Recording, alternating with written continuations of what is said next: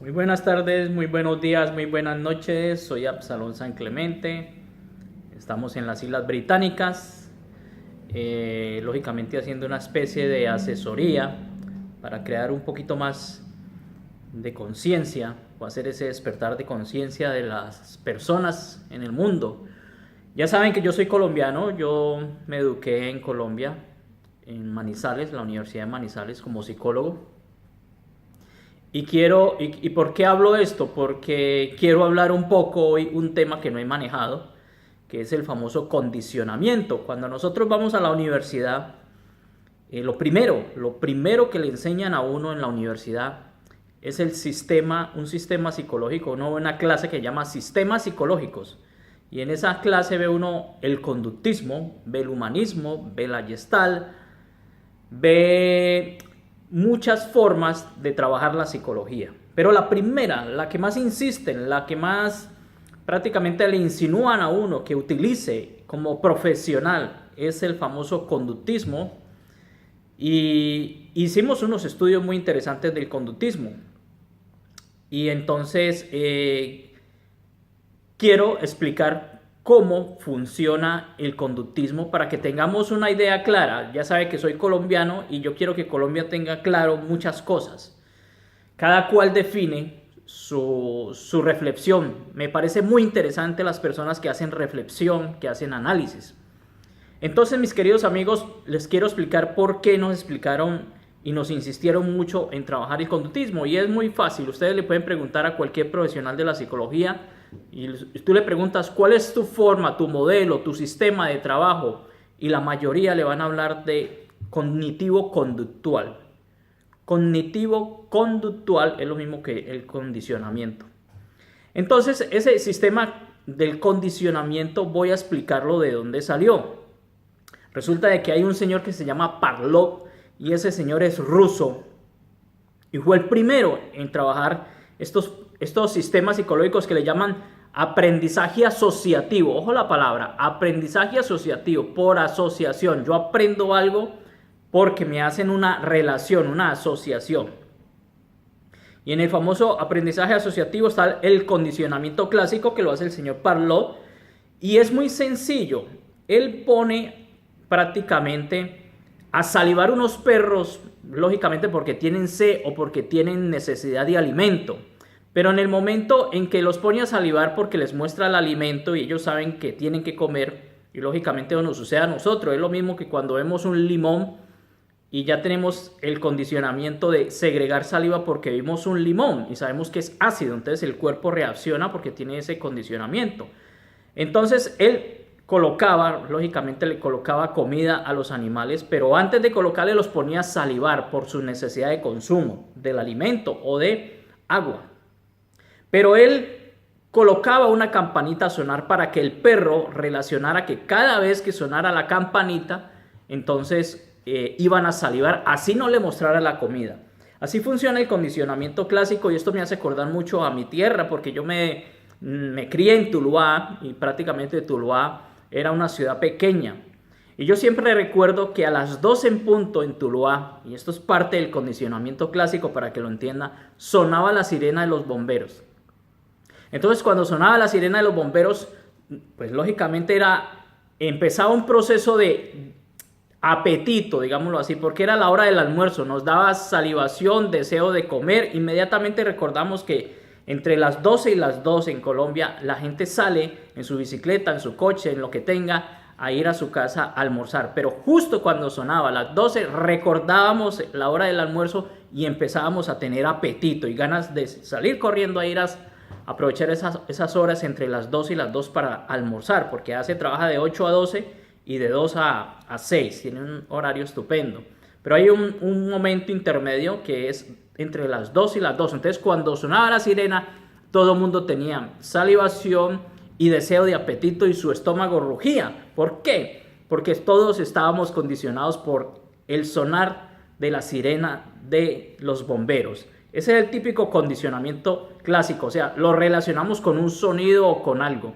Y nos puede suceder en la vida tradicional, por ejemplo, cuando tenemos un accidente y resulta que el coche que nos atropelló fue de color rojo, entonces ya quedamos con ese condicionamiento clásico de que cada vez que vemos un color rojo en un coche recordamos el momento. Así es que se va programando prácticamente el ser humano a través del condicionamiento clásico. Pero resulta de que también hay otro tipo de condicionamiento que se llama el condicionamiento operante. Ojo con este condicionamiento que es muy interesante. Este prácticamente lo ejecuta el señor Skinner y Watson. Estas personas son norteamericanas y es muy sencillo de comprender, pero dice mucho cuidado, porque yo estuve trabajando en los laboratorios en mi universidad, en la Universidad de Manizales, este tipo de condicionamiento. Nosotros colocamos en una pequeña como reja un ratón y entonces el ratón prácticamente lo metíamos en una rejita y el profesor me decía a mí: Absalón, yo quiero que ese ratón pise un palo que hay allí, y le poníamos un palo, pero en el momento el ratón no pisaba nada, pero yo le preguntaba: ¿cómo hago para que ese ratón, por eso se llama operante, pise el palo? Entonces él me decía, al profesor: métale electricidad al ratón. Y nosotros le metíamos electricidad al ratón y el ratón se desesperaba y no sabía qué estaba sucediendo. Esa electricidad prácticamente está relacionada con el miedo. Y entonces el ratón corría desesperado porque no sabe la situación que estaba sucediendo, por qué le estaban metiendo choques eléctricos, y pisó la palanca por coincidencia y ahí mismo se le quitaba la electricidad y le dábamos, eso se llama un refuerzo positivo, algo de comida, y ya no le metíamos la electricidad. ¿Por qué?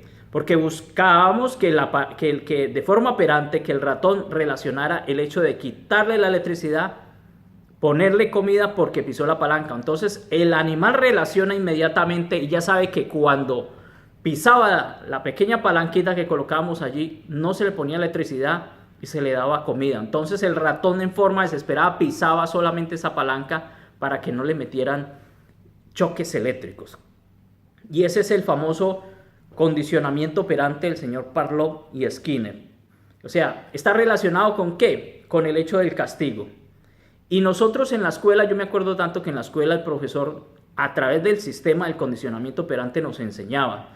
Había unas frases muy fuertes y muy agresivas hace muchos años que decía que la letra con sangre entra. Entonces era lo mismo. El profesor tenía una regla y a uno le preguntaban cuánto era 1 más 1. Y si uno decía 3, le pegaban con la regla. ¿Por qué? Porque era el castigo.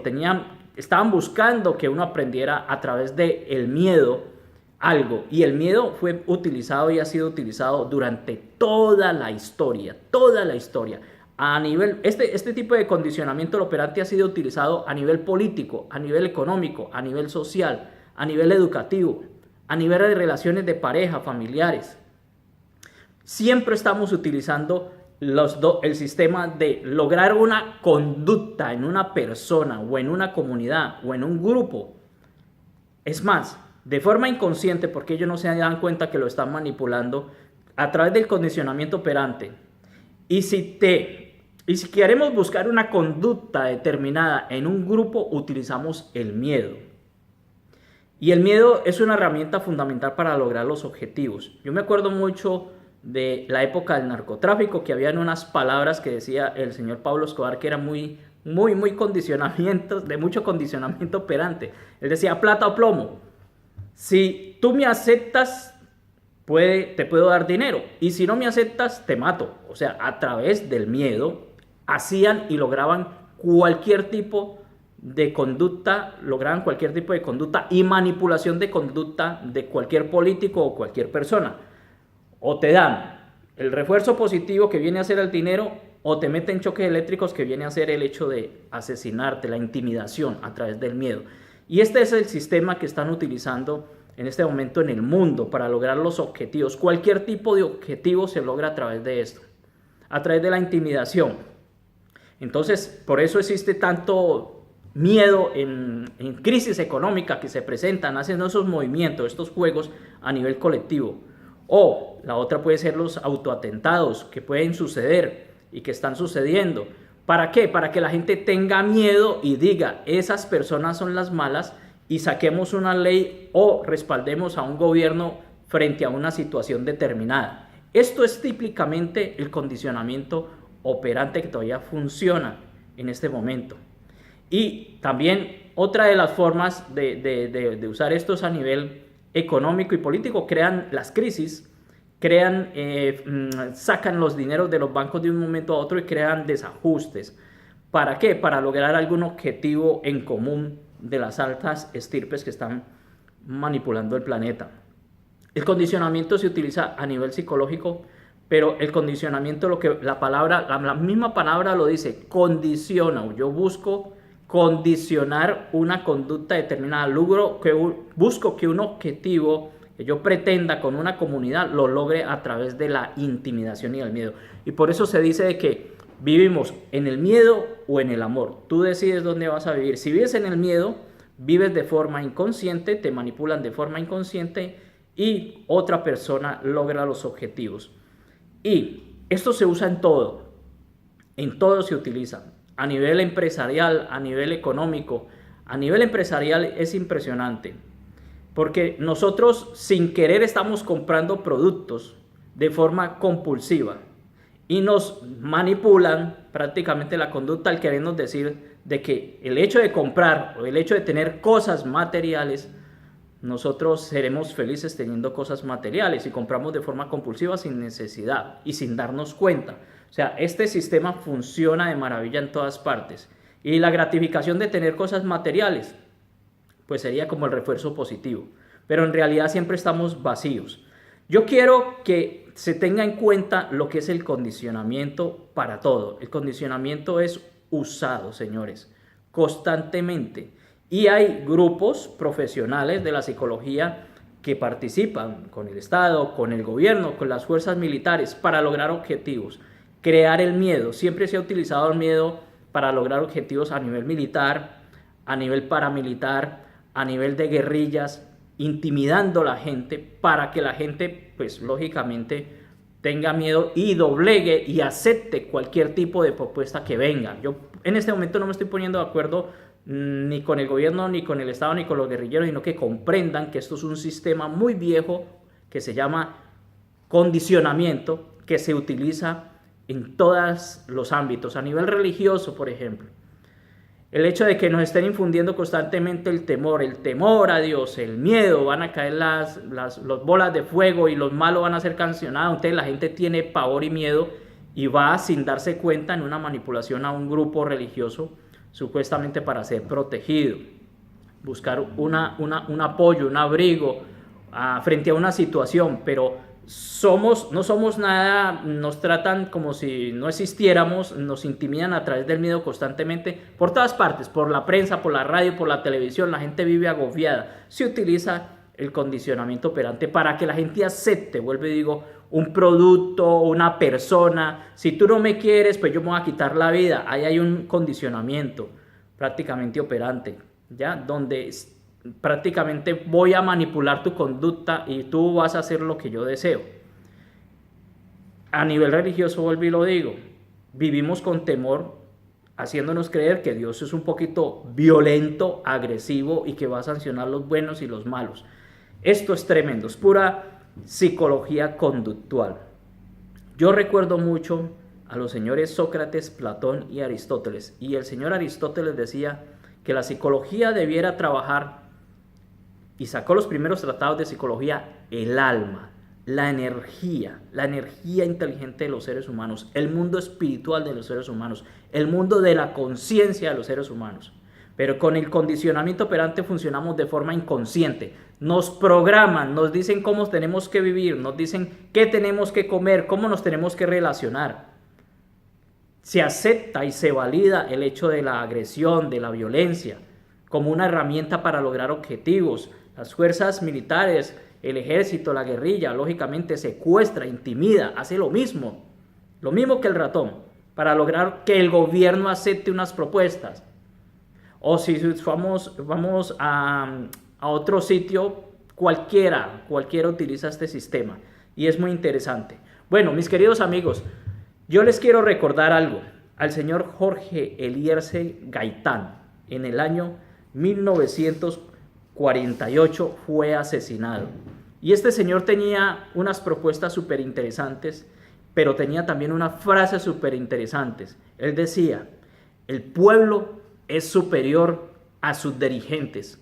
Y es más, utilizaba la frase de pueblo imbécil, le decía, pueblo imbécil, el pueblo es superior a sus dirigentes. En el año 48 se rebeló porque vendieron el canal de Panamá, se rebeló porque hicieron unas masacres en la zona bananera. Estados Unidos montó sus empresas y ni siquiera le pagaba con dinero a las personas, sino que le daba como un pequeño talonario para que reclamara comida, no les daba ni siquiera dinero. Y masacraron, lógicamente, a una cantidad de trabajadores, y él protestó que no hubo justicia, que se esclavizaba al pueblo. También estaba en contra de liberales y conservadores, él montó su propio movimiento. Él no quería que la educación la manejara los grupos religiosos, sino que cada padre de familia hiciera su propuesta y construyeran el conocimiento y la educación en compañía de acuerdo a las necesidades. Pero el señor Jorge Eliezer Gaitán fue masacrado en el año 1948 porque estaba, y lo declararon como una persona subversiva, prácticamente respaldado lógicamente por Estados Unidos, y más que atacó sus empresas, y en ese tiempo se fue en contra de las empresas que estaban explotando al pueblo colombiano en la zona bananera. Entonces decía, pueblo imbécil, el pueblo es superior a sus dirigentes. Espero que esto no se nos olvide nunca. Hasta luego, un abrazo. Gracias por escucharme.